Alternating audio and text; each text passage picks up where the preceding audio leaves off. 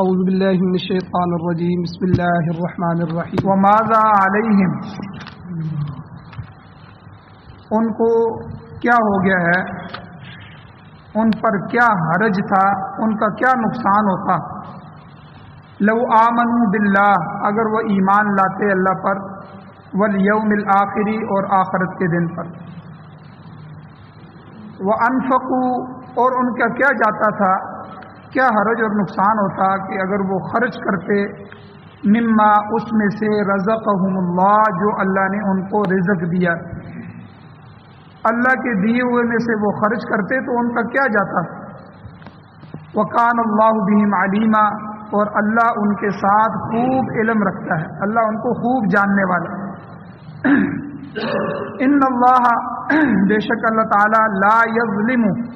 نہیں ظلم کرتا، مثقال ذرۃ، ایک ذرے کے برابر بھی، اللہ کسی کے ساتھ ایک ذرہ برابر بھی ظلم نہیں کرتا۔ وَإِن تَكُ حَسَنَةً، اگر وہ نیکی ہو، کوئی آدمی نیکی کرنے والا ہو، اگر نیکی ہو تو یضاعفها، اللہ اس کو دگنا کرتا ہے، اس کا دگنا اجر اللہ تعالیٰ فرماتا ہے، بلکہ وَيُؤْتِ مِن لَّدُنْهُ، اللہ تعالیٰ عطا کرتا ہے اپنی جانب سے اجرا عظیما، بہت بڑا اجر۔ فَكَيْفَ إِذَا جِئْنَا، پس کیسا حال ہوگا ان لوگوں کا، کیا ہوگا ان لوگوں کا اس وقت کہ جب جئنا، ہم لائیں گے، من کل امت، ہر امت میں سے، بشہید، ایک گواہ، ہر امت میں سے ہم ایک گواہ لائیں گے، وجئنا بک،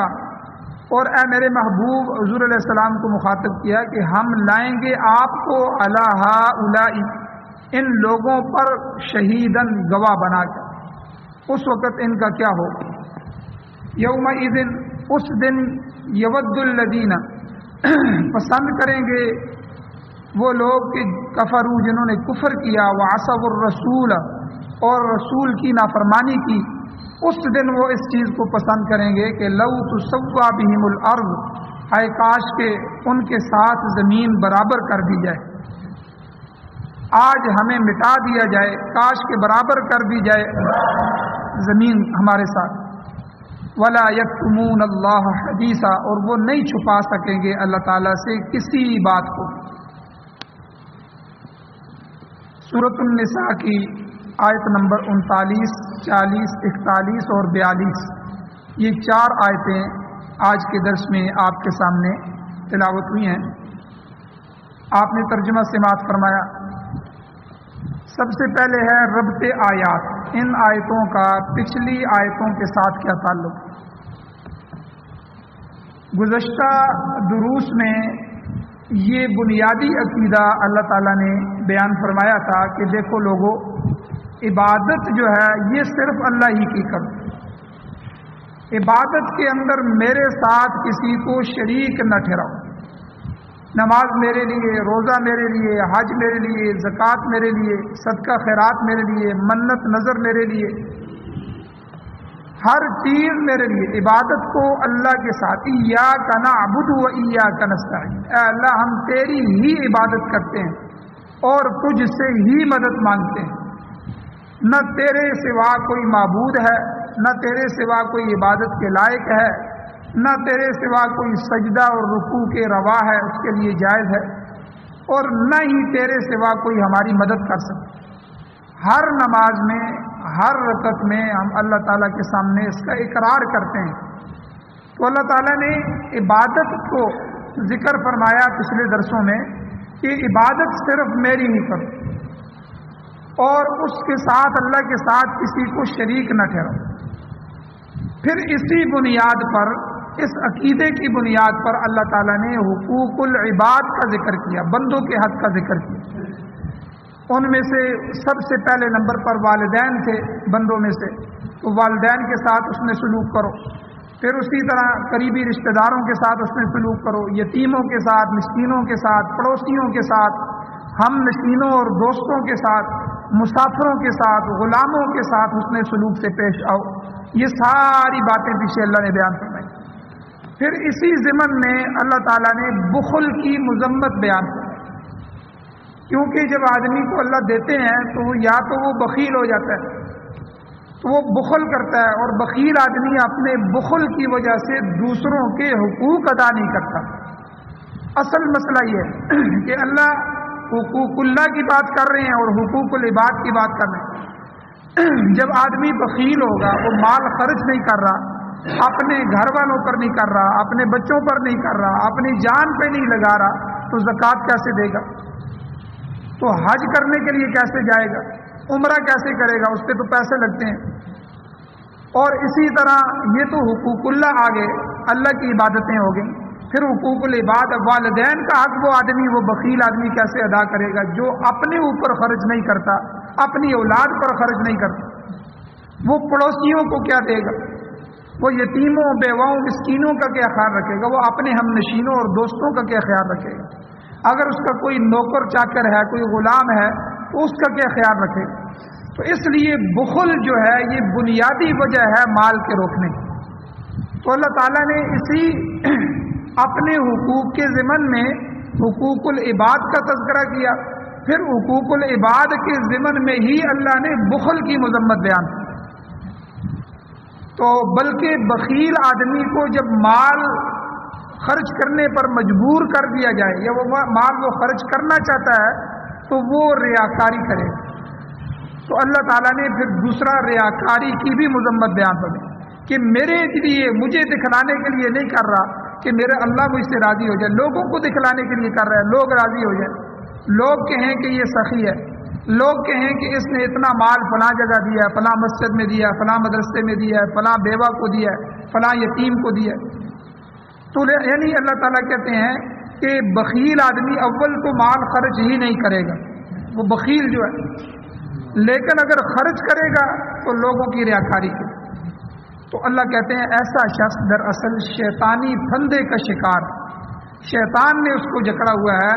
جو کہ اسے بنیادی عقیدہ توحید سے برگشتہ کر دیتا ہے، جس کی وجہ سے نہ تو اس کا ایمان اللہ کے ساتھ درست ہوتا ہے،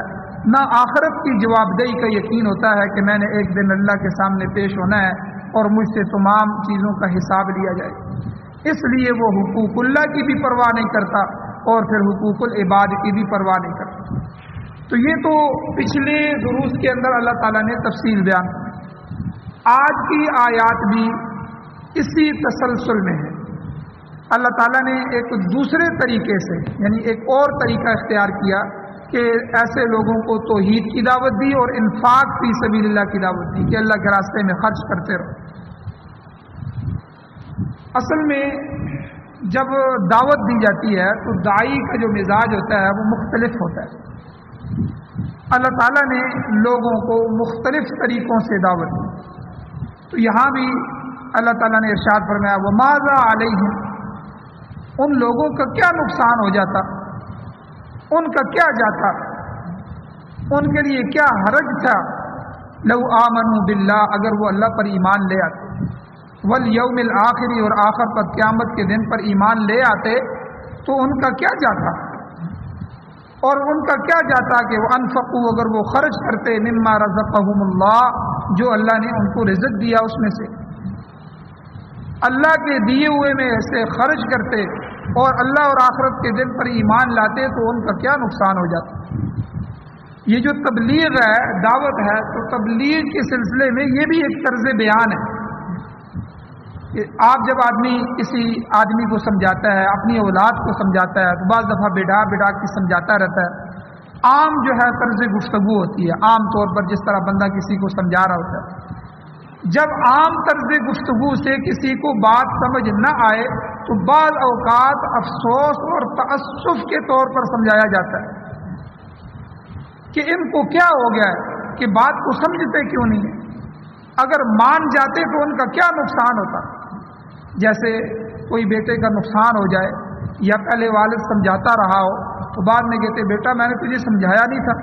اگر میری بات مان لیتا تو تیرا کیا جاتا تھا، آج تو اس نقصان سے بچ جاتا، آج تیرا یہ نقصان نہ ہوتا۔ تو یہاں بھی اللہ تعالیٰ نے یہی طرز اختیار کی، اللہ یہی فرما رہے ہیں کہ ان لوگوں کا کیا بگڑتا تھا اگر یہ اللہ پر ایمان لے آتے، اگر یہ آخرت کے دن قیامت پر ایمان لے آتے اور اللہ ہی کے عطا کردہ مال میں سے اپنے ہی بھائی بندوں پر خرچ کرتے، میں نے کب ان کو کہا تھا کہ مجھے دو؟ میں نے یہی کہا تھا کہ اپنے والدین پر خرچ کرو، اپنے عزیز و اقارب پر خرچ کرو، اپنے معاشرے کے کمزور لوگوں پر خرچ کرو، یتیموں بیواؤں اور مسکینوں پر خرچ کرو، اپنے دوست جو ہے تمہارے ہم نشین ہیں ان پر خرچ کرو، اپنے نوکروں کے ساتھ اچھا سلوک کرو۔ تو ان کا کیا جاتا تھا اگر یہ کر لیتے؟ تو بلکہ ایسا کرنے سے اللہ تعالیٰ کے حکم کی تعمیل بھی ہو جاتی کہ اللہ کا حکم مان لیا گیا، اور اللہ کی وحدانیت پر اور قیامت کے دن پر ایمان بھی پختہ ہو جاتا۔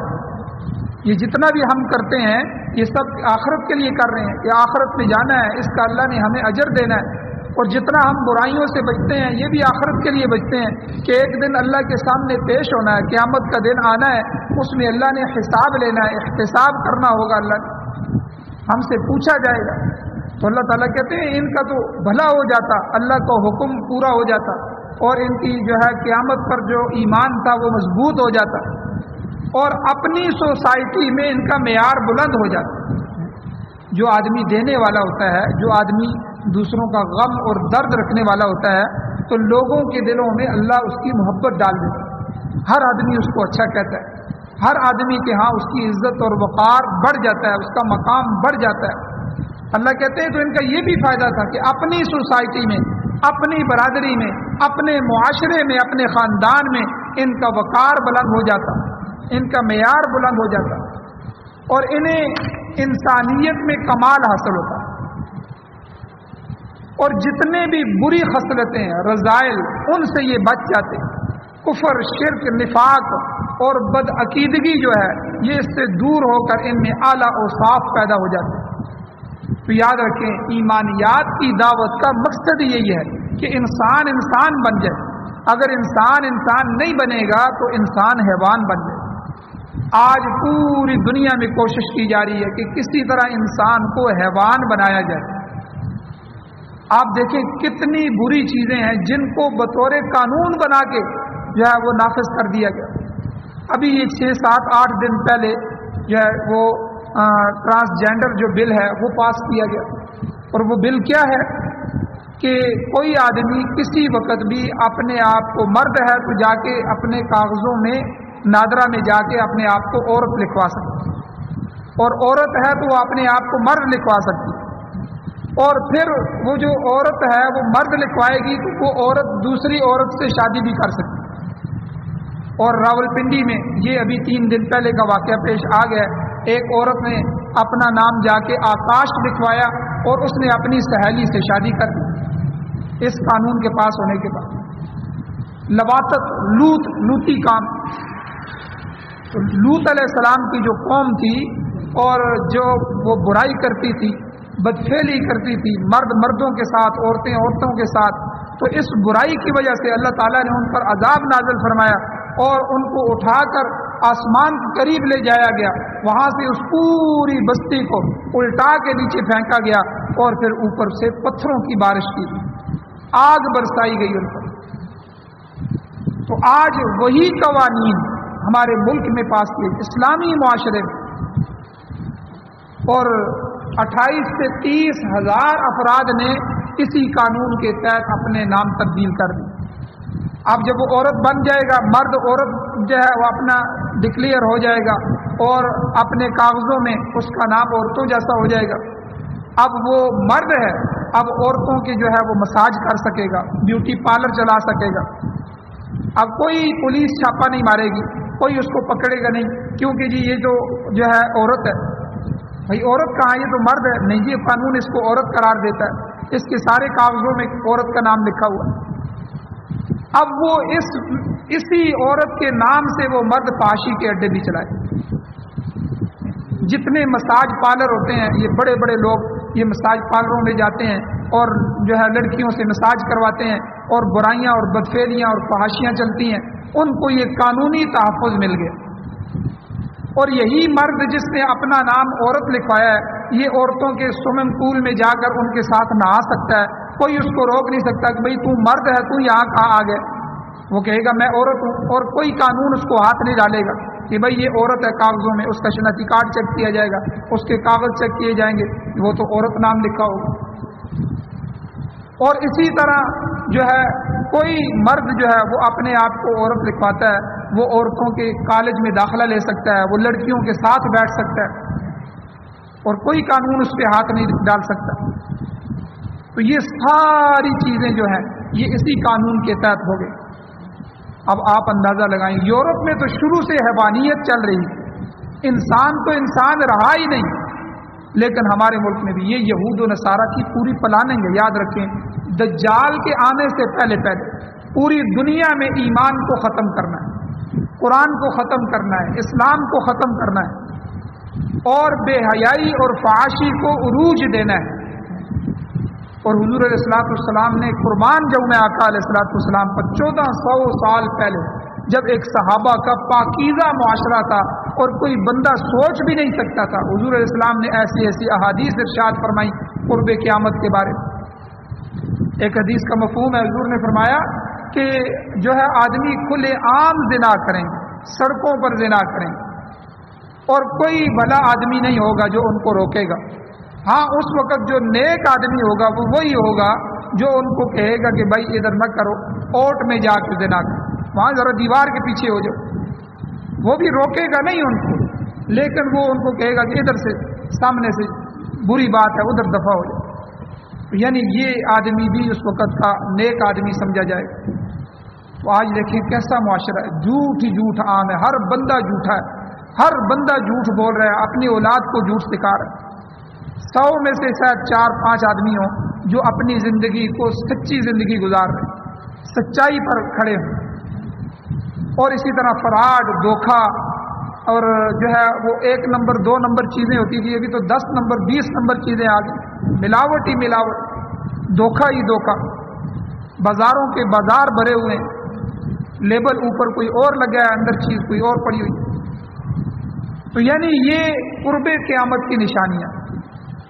تو اب انہی نشانیوں کو بڑھایا جا رہا ہے، انہی کو پورا کیا جا رہا ہے. تو یہود و نصارہ کی یہ کوششیں ہیں کہ ہر ملک میں یہ قوانین پاس ہو جائیں اور اس سے کھلا مکھلا بے حیائی اور فحاشی عام ہو جائے، ان کے اڈے پھیل جائیں. جب انسان ہی نہیں رہے گا تو پھر مسئلہ ہی حل ہو جائے گا، دجال آ جائے گا. تو اس لیے ایمانیات کی دعوت کا سب سے بڑا مقصد یہ ہے کہ انسان کی بری خصلتیں، برے رذائل جو ہیں اس سے انسان بچ جائے اور بری خصلتیں دور ہو جائے اور انسان میں اعلیٰ اخلاق پیدا ہو جائے. اصل محنت اخلاق کی ہے. تو یہ سچ بولنا، تقوی اختیار کرنا، اللہ کی ذات سے خوف کرنا، انسانیت پر رحم کرنا، یہ ساری چیزیں، یہ ساری صفات اخلاق کی. تو حضور علیہ السلام کے دنیا میں آنے کا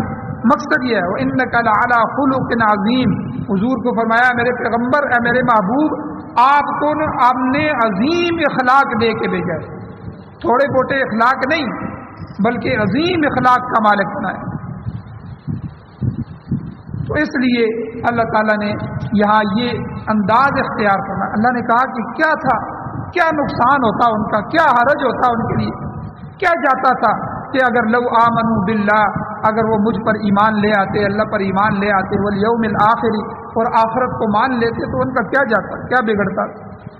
وانفقوا مما رزقهم اللہ، کیا چلا جاتا تھا جو اللہ نے ان کو رزق دیا تھا اس میں سے کچھ اللہ کے راستے میں دے دیتے، کچھ ان یتیموں بیواؤں پر، ان مصارف پر خرچ کر دیتے، تو ان کا کیا جاتا. تو بلکہ وہ تو انسان بن جاتے، ان کے رذائل ختم ہو جاتے، کفر و شرک، نفاق، بدعقیدگی دور ہو جاتی، اعلیٰ جو ہے وہ خصلتیں پیدا ہو جاتی اور معاشرے میں ان کو کمال حاصل ہوتا، ان کی سوسائٹی میں ان کا نام بلند ہو جاتا. اتنی چیزیں ان کو مل جاتی اگر یہ کرتے. تو یہاں اللہ تعالیٰ نے ایمانیات میں سے جو ایمان باللہ ذکر فرمایا، اس کے ساتھ ایمان بالرسل بھی شامل ہے کہ جس طرح اللہ پر ایمان لانا ضروری ہے، اسی طرح اللہ کے رسولوں پر بھی ایمان ضروری ہے. اور اس کے علاوہ اور کون سی چیزیں؟ اللہ کی کتابیں، جتنی بھی کتابیں ہیں ان پر ایمان لانا،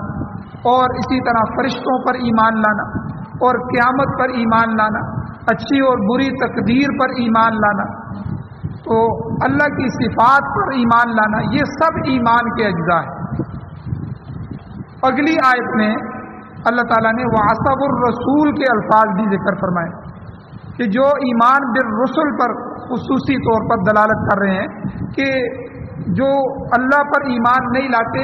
اور رسولوں کی نافرمانی کرتے ہیں، تو گویا کہ یہ دلالت کر رہے ہیں کہ رسول پر ایمان لانا بھی ضروری ہے۔ رسولوں کی بے ست یاد رکھیں، اللہ تعالیٰ کی بہت سی صفات ہیں، اللہ قادر ہے، اللہ جبروت ہے، اللہ تعالیٰ جو ہے بصیر ہے، اللہ سمیع ہے، یہ ساری اللہ کی صفات ہیں۔ ان میں سے ایک صفت اللہ کی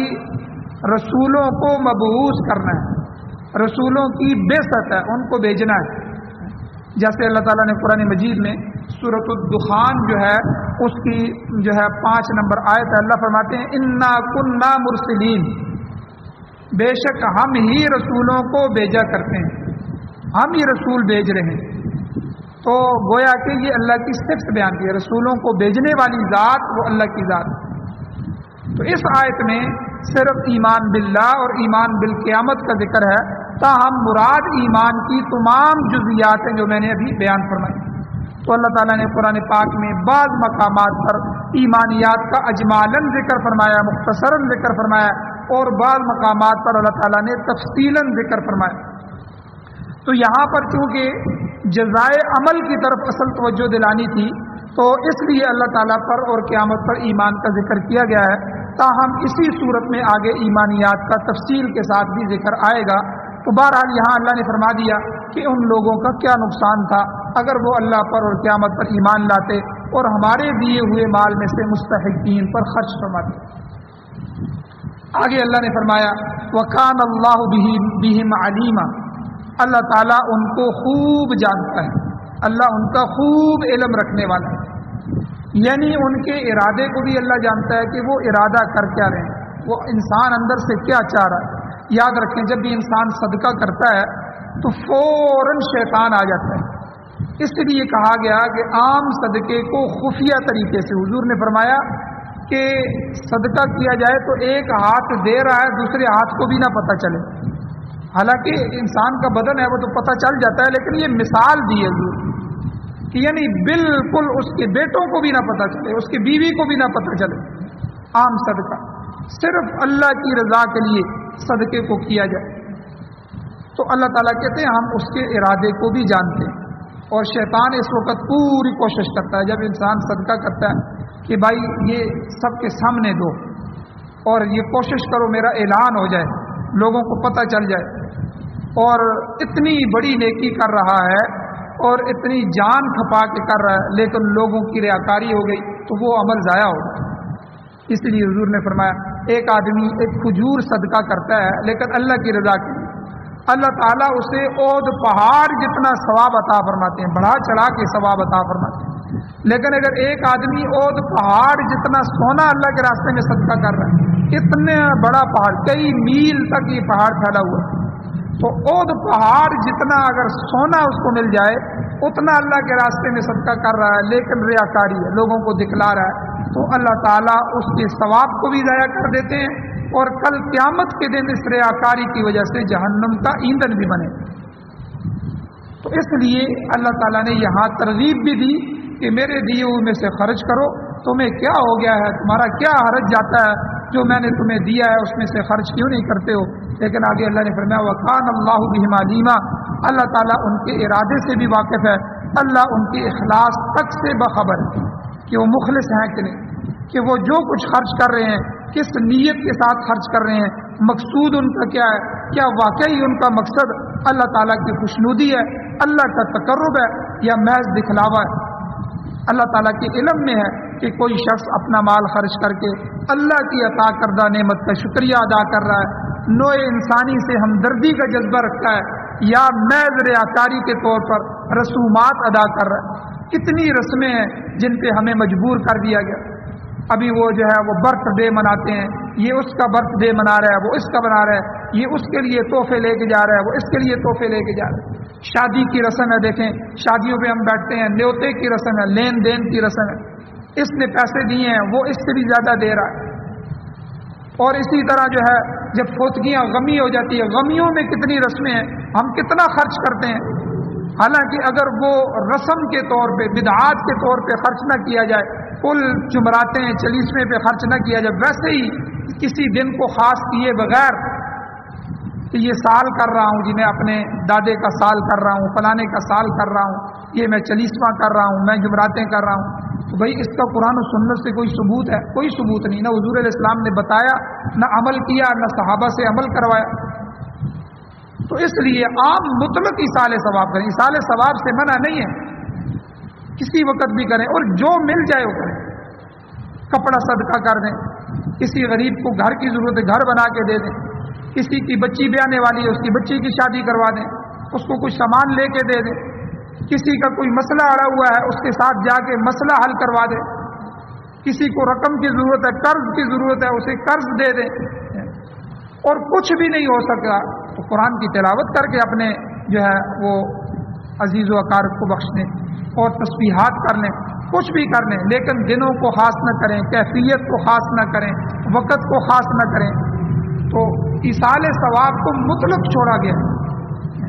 تو اسی طرح نمود و نمائش ہوتی ہے، کتنی نمود و نمائش میں ہم جو ہے وہ خرچ کرتے ہیں، کتنی ضرورت ہمارے گھر میں ہے جو ہم گھر بناتے ہیں جس چیز کی ضرورت نہیں ہوتی، بغیر ضرورت میں اس پہ ہم خرچ کرتے ہیں۔ تو اللہ تعالیٰ کہتے ہیں کہ میں ہر ایک کی نیت سے واقف ہوں، ہر ایک کے ارادے سے واقف ہوں، کہ وہ میرے لیے خرچ کر رہا ہے یا بطور رسم خرچ کر رہا ہے، بدعات میں خرچ کر رہا ہے، یا دنیا کی نمود و نمائش میں خرچ کر رہا ہے۔ اور جس نیت اور ارادے کے ساتھ کوئی شخص نیکی کر رہا ہے اس کے نتائج بھی ویسے ہی ظاہر ہوں گے۔ تو اس لیے یہاں گویا کہ اللہ تعالیٰ نے اخلاص کی بھی دعوت دی ہے، اور اللہ کے دیے ہوئے میں سے خرچ کرنے کی بھی دعوت دی ہے، ایمان باللہ اور آخرت کے دن پر بھی ایمان لانے کی اللہ تعالیٰ نے دعوت دی ہے۔ اللہ تعالیٰ سے دعا ہے اللہ ہمیں عمل کی توفیق عطا فرمائے، آمین۔ الحمدللہ رب العالمین والعاقبۃ للمتقین والصلاۃ والسلام علی رسولہ النبی الأمی الکریم۔ یا اللہ ہماری کمیوں کوتاہیوں کو معاف فرمائیے، درگزر فرمائیے، صغیرہ کبیرہ گناہوں کو معاف فرمائیے، یا اللہ نیکی کرنے کی توفیق عطا فرمائیے، یا اللہ اپنی رضا نصیب فرمائیے، اپنا تقرب نصیب فرمائیے، یا اللہ اپنی خوشنودی نصیب فرمائیے، اپنی ذات کے لیے خرچ کرنے کی توفیق عطا فرمائیے، یا اللہ ریاکاری سے، نمود و نمائش سے، رسم و رواج سے، ہمیں بدعات سے، رسومات سے ہمیں محفوظ فرمائیے، یا اللہ اپنے دین کا داعی بنائیے، یا اللہ قرآن و سنت کے پیروکار بنائیے، یا اللہ قرآن و سنت کی تعلیم سننے، سمجھنے، سیکھنے، سکھانے، یا اللہ اسے معاشرے میں عام کرنے کی توفیق عطا فرمائی، قرآن و سنت کا غلبہ نصیب فرمائی، یا اللہ نیک صالح قیادتیں نصیب فرمائی، یا اللہ جو حضرات بیمار ہیں ان کو شفا عطا فرمائی، جو مجبور لاچار پریشان ہیں، قرضوں میں پھنسے ہوئے ہیں، یا اللہ ان کے قرضوں کے پورا کرنے کے اسباب پیدا فرمائی، پریشانیوں کو حل فرمائیے، آسانیاں پیدا فرمائیے، یا اللہ جو حضرات ایمان کی حالت سے اس دنیا سے جا چکے ہیں، یا اللہ ان سب کی بخشش فرمائیے۔ صلی اللہ تعالی علی خیر خلقہ محمد وآلہ واصحابہ اجمعین برحمتک یا ارحم